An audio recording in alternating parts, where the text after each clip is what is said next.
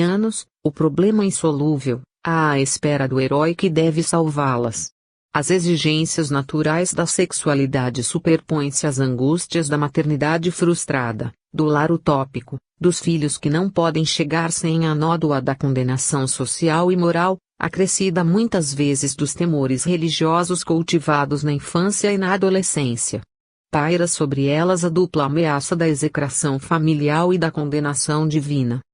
Numa análise existencial esse problema se complica. Os conflitos que asfixiam essas pobres criaturas nascem de condições essenciais do ser. O anseio de amor, as exigências sexuais, a necessidade de integração social em termos de normalidade socio-moral e legal emaranham-se no espírito atribulado, ao mesmo tempo, os seres que ainda permanecem como não seres, no estado limboso da estranha condição da teoria sartreana atormentam a jovem com sua presença invisível, instigando-a intuitivamente à busca do amor. O que são eles? As pesquisas atuais da parapsicologia permitem-nos dizer que são espíritos ansiosos pela encarnação, necessitados talvez de um novo nascimento entre os homens. Esse é o não ser de Sartre, embora o próprio nunca os tenha definido. Esses, os seres humanos de um futuro próximo, que tentam mergulhar na carne através da jovem com a qual possuem compromissos recíprocos oriundos de um passado imemorial. A angústia existencial sobrecarrega-se com a angústia metafísica dessa carga ôntica ambiciosa por se projetar na existência. Entre eles e ela os laços de amor se estreitam dia a dia e elas se desesperam com a interminável espera do parceiro que talvez tenha esquecido ou repudiado antigos compromissos.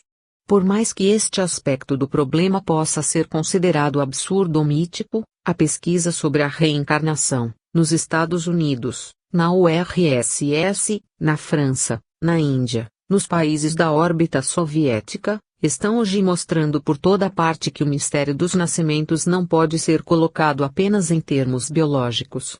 Há mais complexidade no nascimento de uma criança do que o supõem as nossas vãs teorias materialistas.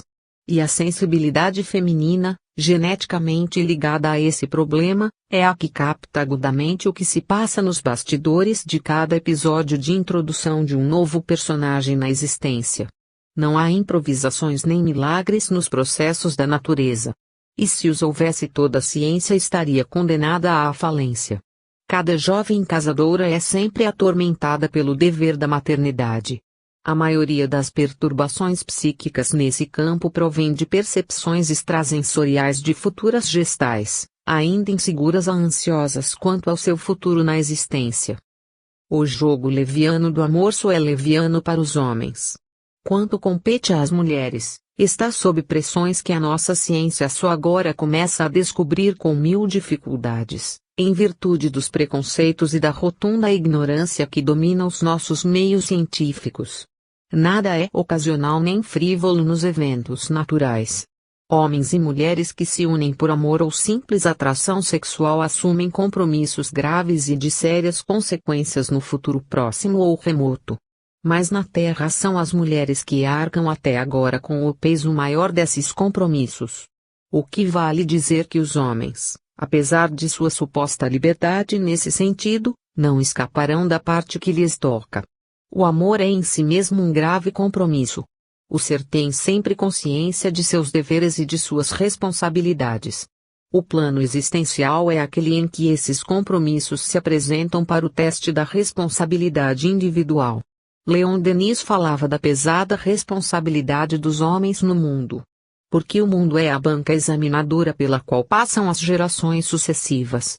Os levianos, os irresponsáveis, os que fingem inconsciência para viver à solta, como animais que só buscam alimento e satisfação de suas necessidades vitais, são seres falidos, endividados com as leis naturais de que só querem tirar proveito imediato. Os deuses do passado mitológico não existem mais, não podem mais punir os faltosos com seus azorragues impiedosos, mas as leis naturais nunca deixaram nem deixarão de existir e de controlar os eventos do mundo. Antigamente os sacerdotes exerciam por conta de suas igrejas a função de perdoar pecados, mas hoje apenas os beatos acreditam nisso. A maioria sabe, e sabe de maneira ineludível, que a responsabilidade individual é intransferível, pois cada um de nós é um vetor carregado de explosivos que tem a hora certa e exata para a explosão de suas cargas. Se o ser é a mais alta conquista da natureza na Terra, este cantinho exíguo do universo em que fazemos a nossa trajetória existencial, é evidente que tudo o que se refere ao ser, e particularmente aos seus deveres existenciais, que implicam os compromissos da consciência, pesam em nós e no mundo de maneira intransferível. O homem e a mulher têm funções diferentes na existência, mas deveres e direitos iguais. As funções estão naturalmente sujeitas à conjugação de deveres e de direitos. O amor é o poder de que ambos dispõem para a superação de todas as dificuldades. O amor da mulher é uma doação constante ao mundo e aos homens. A mulher pervertida é uma aberração social, o que vale dizer uma vítima dos homens, que respondem pela organização e orientação da sociedade. Deus, consciência cósmica de que nascem e da qual se projetam em todas as direções as leis naturais, não castiga este ou aquele em particular, nem faz concessões especiais a ninguém. A justiça suprema decorre das leis cósmicas e estas estão inscritas em nossa consciência. Qualquer violação das leis é imediatamente punida por suas consequências. A liberdade humana é condicionada como a do criminoso beneficiado por Sursi. A situação crítica da Terra em nossos dias não foi determinada por um veredicto de Deus ou de qualquer potência inteligente do cosmos, mas pelo mecanismo e a dinâmica das leis naturais, que tanto controlam a natureza como regem os princípios orientadores da nossa consciência. As jovens de ontem, que eram nossas companheiras de existências passadas, reencontram-se conosco na existência atual e endereçam suas petições aos nossos corações. No tribunal do amor há testemunhas e jurados. Muitos deles estão prontos a votar contra nós, mas há também os que nos querem absolver. Poderia algum deles absolver-nos em prejuízo de seus entes amados que aviltamos? A situação caótica, desesperada, do mundo que construímos com nossas ações passadas exige hoje de todos nós uma retomada de consciência diante da realidade irredutível. Temos de rever os nossos conceitos envelhecidos, de encarar a realidade com os novos dados de que dispomos. Não podemos iludir-nos a nós mesmos em nosso próprio julgamento. A hora do juízo não soa no alto, entre as nuvens ou as estrelas, mas aqui mesmo, na Terra, em nossa subjetividade existencial. 11. O amor da era cósmica. Na sequência conhecida das civilizações terrenas, que constitui a perspectiva histórica do nosso mundo, podemos propor um esquema da evolução do amor. Segundo Toynbee, já tivemos pelo menos 20 grandes civilizações que pereceram, dando nascimento a outras. Somente a civilização cristã abrangeu a globalidade terrena e conseguiu projetar-se nas pesquisas cósmicas. Mas não sabemos se, com a devida certeza, antes de nós abrange milênios e uma infinidade de culturas com incalculáveis e estranhas multidões teriam existido civilizações que hoje são referidas em termos lendários. O que nos interessa, portanto, é o nosso mundo e a ideia que dele conseguimos formar através das pesquisas científicas de apenas 6 séculos, a partir dos princípios do Renascimento no século XIV. Muito pouco, sem dúvida, mas é com isso que podemos contar. A perspectiva que essas pesquisas nos oferecem começa nas selvas e vem até os nossos dias, mas abrange milênios. Pautando-nos por esse esquema geral, sem nos determos em minúcias e datas, pois o nosso escopo é uma visão e não um tratado, uma proposição aberta e não uma tese ou teoria formal, podemos distinguir as fases seguintes da evolução do amor. Tempos primitivos. Nessa fase encontramos o amor instintivo das populações selvagens, que apesar de sua brutalidade revelam tendências culturais e esforços contínuos para dominar o caos do mundo, selva, desertos, regiões geladas, e tentativas de organização social, de desenvolvimento artesanal, de aprimoramento das formas de moradia, meios de condução, instrumentos de trabalho, armas de guerra e caça, meios de comunicação e de relações com o mundo invisível, na solução possível do problema da morte. é a fase dos 3 elementos clássicos do desenvolvimento da cultura: o rito, a palavra e o instrumento. Os desenhos das cavernas e as inscrições rupestres atestam essa evolução, que já nos colocam bem distantes das origens do homem, só acessível de maneira precária, através das escavações arqueológicas, com as descobertas de ossadas humanas e de animais. A lenda bíblica da Gênese não passa de lenda, por sinal típica dos tempos primitivos, oferecendo-nos uma forma de idealização superior de lendas mais antigas, cujo tipo ainda se produz nas tribos selvagens da atualidade.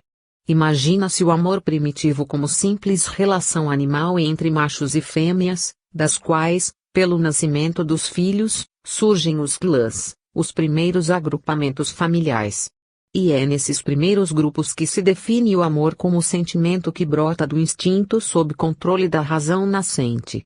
O desenvolvimento da razão pressupõe naturalmente a existência de condições inatas no homem, como queria Kant, mas o neocantismo atual, particularmente com René Albert, substitui a teoria das categorias inatas de razão pela formação dessas categorias através da experiência.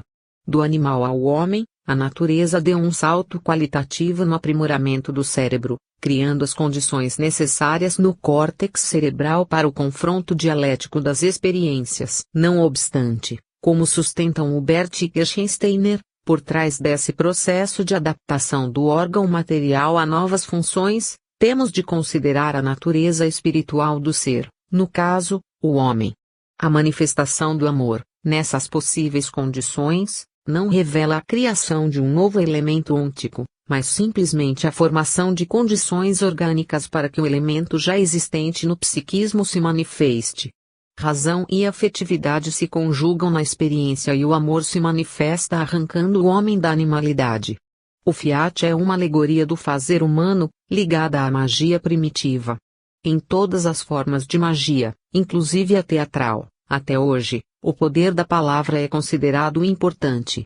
A relação das coisas e dos seres entre si inclui a relação da palavra com as coisas, os seres e o ato criador.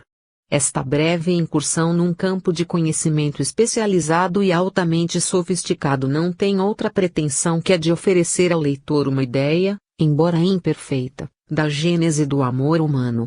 A primeira ilação que se pode tirar desse quadro mal esboçado, mas apoiado em teorias de especialistas consagrados, é a de que o amor arrancou o homem do plano dos instintos animais para o elevar à condição humana.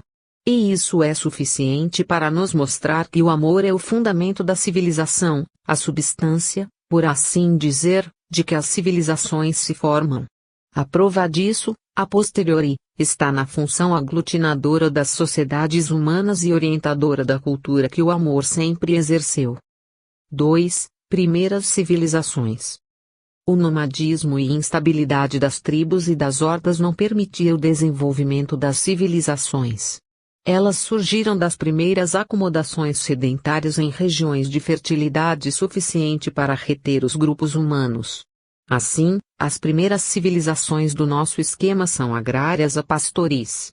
O cultivo da terra e a criação de animais, geralmente nas proximidades e ao longo dos rios, proporcionam aos homens a possibilidade de produzir riqueza e desenvolvê-la. Com isso surgem as questões de posse da terra e dos produtos, posse dos animais e posse da mulher e dos filhos, consequentemente as questões de herança. Nasce o direito e com ele vai se desenvolvendo a sistemática da propriedade. O amor simples e puro dos clãs, das tribos e das hordas vai sendo enleado em complicações de deveres e direitos. A magia dos pajés e xanãs transforma-se em esboços imprecisos de religiões, em que os ritos sociais se convertem em rituais complicados e carregados de simbologia confusa. A família é instituída e as linhagens familiares se definem ao longo dos interesses hereditários. E a civilização é a sofisticação da vida. A riqueza acumulada estabelece as divisões de classes, de estamentos e castas. O fluxo livre do amor transforma-se progressivamente num rio crivado de barragens. As posses e as riquezas criam dificuldades nas relações humanas. Os que não possuem terras disputam pedaços das terras dos outros. As lutas pela proximidade dos rios, Riachos e fontes dão início às escaramuças e matanças das guerras futuras. O sentimento de posse leva o homem a transformar a mulher em propriedade. O sacerdócio se organiza e é forçado a entrar no mercado das trocas. As seitas entram em disputa e cada qual necessita de recursos e posses para manter os quadros sacerdotais à altura da demanda de ritos e sacramentos.